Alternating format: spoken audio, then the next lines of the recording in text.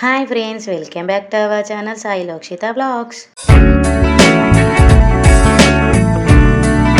Today recipe ఏంటంటే మీకైతే తన్మేలు చూస్తే అర్థమైంది కదా. నేనైతే ఫస్ట్ టైం అయితే పాస్తా అయితే చేస్తాను. టేస్ట్ అయితే అంత యావరేజ్గా అయితే ఉన్నది. నాకైతే ఏమాత్రం అయితే నచ్చలేదు. మా ఇంట్లో మా పిల్లలు కూడా సరిగా అయితే తినలేదు.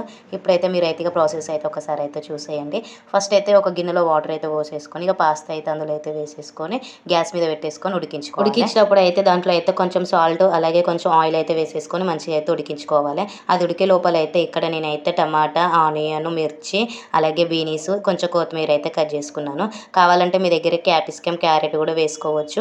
అలాగే ఈ పాస్తాలో నేనైతే ఎగ్ కూడా వేసాను. ఎగ్ అనేది మీ ఇష్టం. అయితే ఉడకడానికి అయితే ఎక్కువ టైం కూడా పట్టదు. ఒక 10 మినిట్స్ అయితే అట్లా పడుతుంది. అవి అయితే మంచిగా అయితే ఉడికినాక కొన్ని చల్ల వాటర్ అయితే పోసి నీట్గా అయితే వాష్ చేసేసుకొని ఒక గిన్నెలో అయితే వేసేసుకొని పక్కకైతే పెట్టేసుకోండి. ఇప్పుడైతే గ్యాస్ పైన అయితే ఒక గిన్నె అయితే పెట్టేసుకున్నాను. ఇందాక నేనైతే పాస్తా ఉడికించుకున్న గిన్నెలోనే చేస్తున్నాను నేనైతే పాస్తా.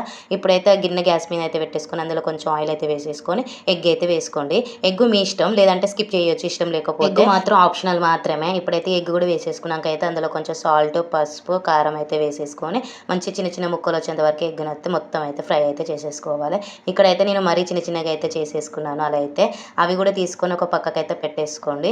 ఇప్పుడైతే మళ్ళీ అదే కడాయిలో అయితే నేనైతే కొంచెం ఆయిల్ అయితే వేసేసుకొని ఆనియన్, మిర్చి, బీనీస్ అయితే వేసేసుకొని మంచిగా అయితే కలబెట్టేసుకొని కొంచెం గోల్డెన్ కలర్ వచ్చేంత వరకు ఆ తర్వాతకి అయితే టమాటా ముక్కలు కూడా వేసేసుకోవాలి. టమాటా ముక్కలు కూడా కొంచెం స్మూత్గా అయితే మగ్గిపోవాలి. మగ్గిపోయినాక అయితే కొంచెం అందులోనే అల్లం పేస్ట్ అయితే వేసేసుకోండి.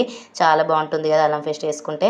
అందులో అయితే నేనైతే ఎలాంటి సాసులు మాత్రం వేయట్లేను, నార్మల్గానే చేసేస్తున్నాను.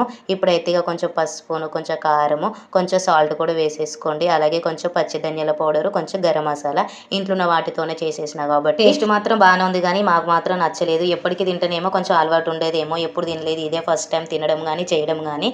ఇక ఉప్పు కారం అవన్నీ అయితే వేసుకున్నాక మంచిగా అయితే కలబెట్టేసుకొని ఉడికించుకున్న పాస్తా అయితే ఉంది కదా అది కూడా అందులో అయితే వేసేసుకొని ఇక మంచిగా అయితే కలబెట్టేసుకోవాలి. మంట మాత్రం సిమ్లోనే పెట్టండి, ఎందుకంటే తొందరలో అడుగంటిపోతుంది.